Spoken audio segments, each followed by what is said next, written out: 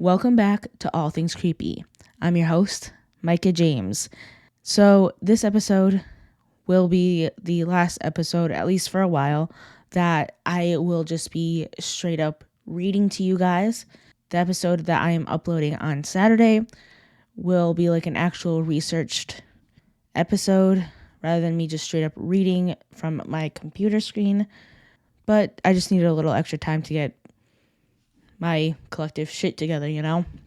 But instead of just rambling on, let's get into the story titled The Diary of Mr. Welldone.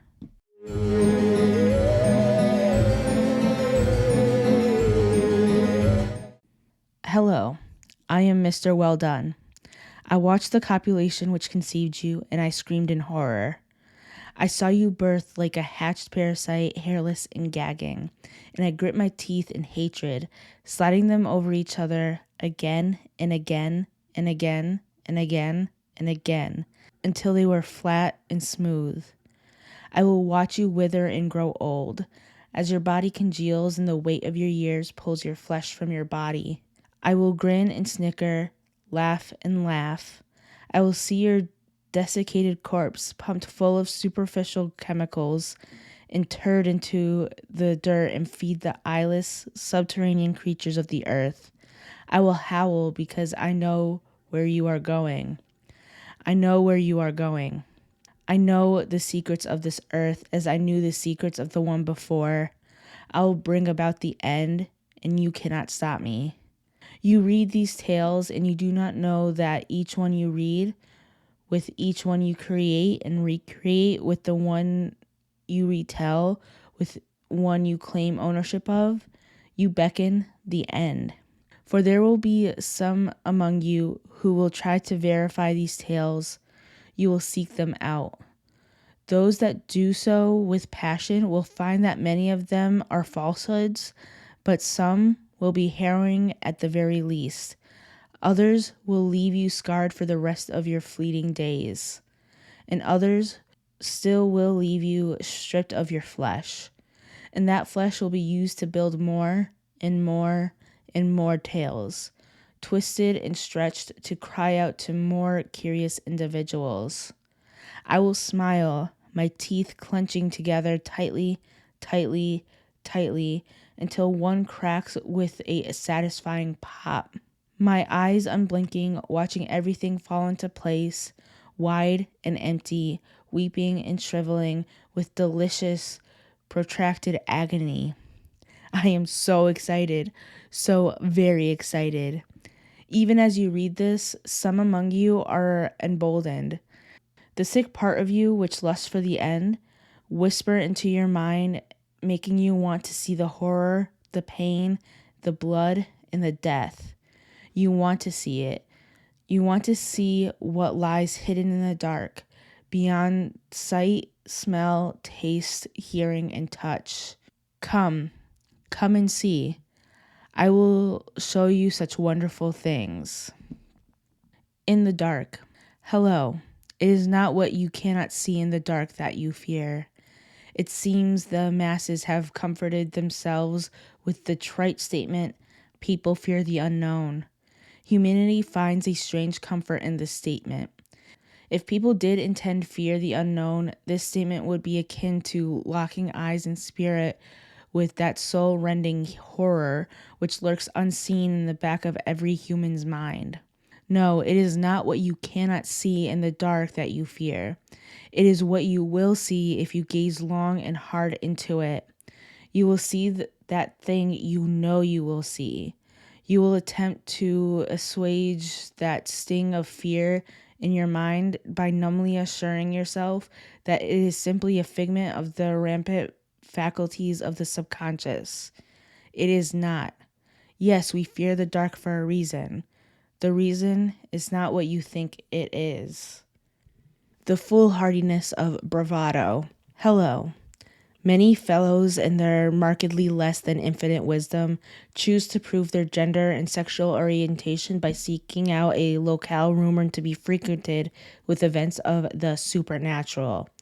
What a loathsome and paradoxical term, supernatural. How can a thing be above nature when it is naturally occurring? I digress. Many such brave souls who set out in search of the nocturnal thrills of the unknown find that there is little to fear despite the cold sweat they feel, and choose to take this evidence as the answer to whether or not the supernatural exists in our shared perception of the world. What fools! Indeed, if one steels themselves overmuch, such an individual may find that he will never see anything beyond the mundane. It is those that embrace their fear that find much more startling evidence supporting the possibility of earthly entities and energies beyond our current understanding. Fear is more than a biological warning to impending danger. It is a sense with little difference than the five most people are familiar with. To ignore one's fear is to close one's eyes to such secrets possessed of beauty beyond most mortals' imaginations. And so, to impart this advice upon those who wish to confirm the existence of the supernatural, exalt yourself in fear, stoke its fires, and seek out the darkness. You will see such wonderful things. The shadows. Hello. Of all of the most wonderful things to be seen in this world, the best of them lie in the periphery of the worldly, the superficial, the mundane, the worthless, the duplicitous, wretched, horrid, loathsome, hated, despicable, sickening, vapid reality which humanity clings to. Pardon me. But in the corners of the eye lay unknown gems amidst the refuse. Those flitting shapes humanity unconsciously assigns to the readily explainable, acceptable normalities of the social world which haunt us, leaving us with a vague fear that begs our eyes to close so very tightly when the lights are put down for an evening's rest, and not to open again until the reassuring light of the morning dispels the possibilities of darkness. What waste! What ridiculousness! Open your eyes and use the wondrous capabilities of this fantastic organ. As you go about your evening hygienic rituals, I suggest you pay indirect attention to the cold black of the hallways waiting outside the door. Wait for the inevitable thing out of place with the characteristic of stillness of the night, swiftly passing by to unknown destinations. But do not acknowledge it. Do not, do not, do not. Some things are best only seen and not interacted with in other ways. For seeing that which believes itself unseen, awareness comes with the most severe consequences. Oh, yes, so severe. Do behave. Look, but do not touch, or speak, or taste. Only then, perhaps, will you hear. Faintly on the first occasion, but on every occasion thereafter impossible to ignore. Even as they stand, now so clearly, leering at you from the darkest corners of your safest, most sacred havens, do not acknowledge their presence. Be content to observe. Yes, content. Such contentedness is the only barrier against their predations. If you can do this, if one can stand the temptations of the darkness and control one's primordial self, perhaps then you will be prepared. Prepared for more, much more. What things you will see. Hello. Tales of strange creatures, occurrences, and sightings persist from the first days of man until today. To discard them out of hand is foolishness, as is to believe blindly. But for those that seek out the dark, you will see horrors which will shatter your human mind. There was once a time when man understood his place in the universe. But things change, always changing. Though, even in recent history, there have been those that have understood. However, Such individuals' wise insight is turned to examine the mundanity of nature rather than its unexplainable qualities. What waste? The bulk does not understand, will never understand. There is only fear and blind denial. Even when faced with old truths, the humanity mind shuts itself off, and the person attempts to desperately find any mundane explanation to retain sanity. Sanity, a creature wholly raw of comparison. Sanity, a creature wholly wrought of comparison and worthless society. Only those bold enough to search in the dark, blind and senseless, will see the old truths. You will see and you will understand your place.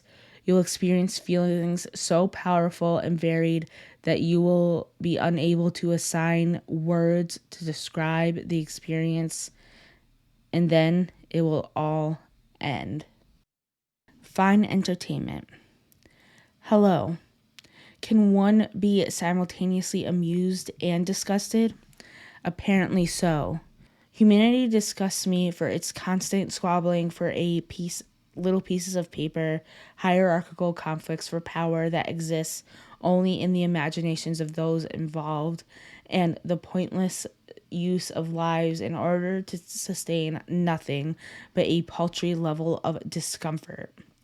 I am sickened, and yet I am also entertained. It is like watching some cruel joke unfold. I sit waiting for one among you to ascend to greater powers that known to the bulk of humanity, but so few are willing to aspire. So full of yourselves to assure that you already know the workings of the universe. You rob yourselves of the greatest mysteries. I cannot wait. I cannot wait. I cannot wait to see it all end.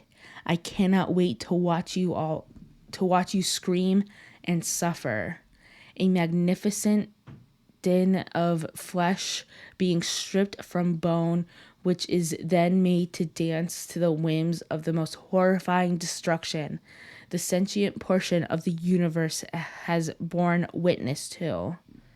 It will be a wonderful taste of vengeance for having been subjected to your monotony. Yet I still yearn for even one among you to attain the eyes with which to see all of the cosmos.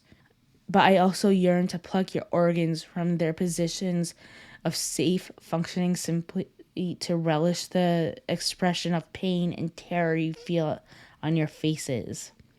I wonder if I shall ever be so divided. I wonder what I shall do when such divisions cease.